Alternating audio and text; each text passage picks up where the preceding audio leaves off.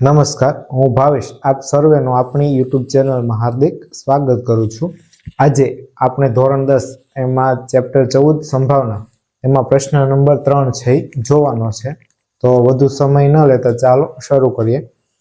તો શા માટે ફૂટબોલની રમતની શરૂઆતમાં કઈ ટુકડીને બોલ મળવો જોઈએ તે નક્કી કરવા સિક્કાને ઉછાળવો નિષ્પક્ષ ક્રિયા।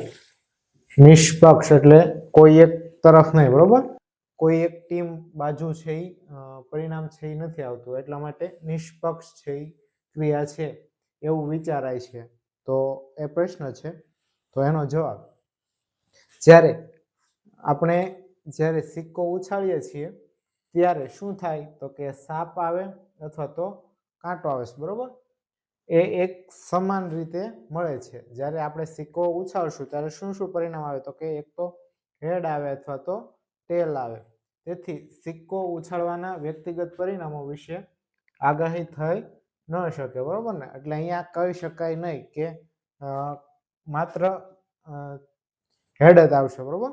અથવા તો માત્ર ટેલ આવશે એવું કહી ન શકાય। એટલા માટે સિક્કો ઉછાળવો એ નિષ્પક્ષ ક્રિયા છે। અહીંયા તમે ફૂટબોલની જગ્યાએ કોઈ બીજી રમત પણ લઈ શકો, જેમ કે ક્રિકેટ છે। ક્રિકેટમાં કોને બેટિંગ લેવી અને કોને બોલિંગ આપવી એ પણ અહીંયા સિક્કો ઉછાળીને તમે નિષ્પક્ષ ક્રિયા છે એ કરી શકો, બરોબર? અને અત્યાર સુધી તમે કઈ પદ્ધતિથી છે એ બોલિંગ અને બેટિંગ છે એ કરતા એ મને કોમેન્ટ કરી અને જણાવજો। અહીંયા એક બીજી વાત કે અહીંયા કુલ 2 પરિણામ છે એ મળે, એટલે જો આપણે સિક્કો ઉછાળીએ તો એનું પરિણામ 2 મળી શકે। એક તો સાપ મળશે અથવા તો કાંટ મળશે, બરોબર? તો સાપ મળે એની સંભાવના 1/2 થાય અને સાપ ન મળે તો કાંટ મળશે અને એની સંભાવના 1/2 થાય। આ બંને સમાન આવે, બરોબર ને? જો સાપ આવે તો એની સંભાવના 1/2, નહીતર કાંટ આવશે અને કાંટ આવે એની સંભાવના પણ 1/2 થાય। એટલે કોઈ પણ એક સંભાવના છે એ ઘટવાની છે, બરોબર? જ્યારે બીજી ન ઘટે એ પણ સમાન થાય છે, એટલા માટે આ છે એ સમસંભાવી પરિણામ કહેવાય।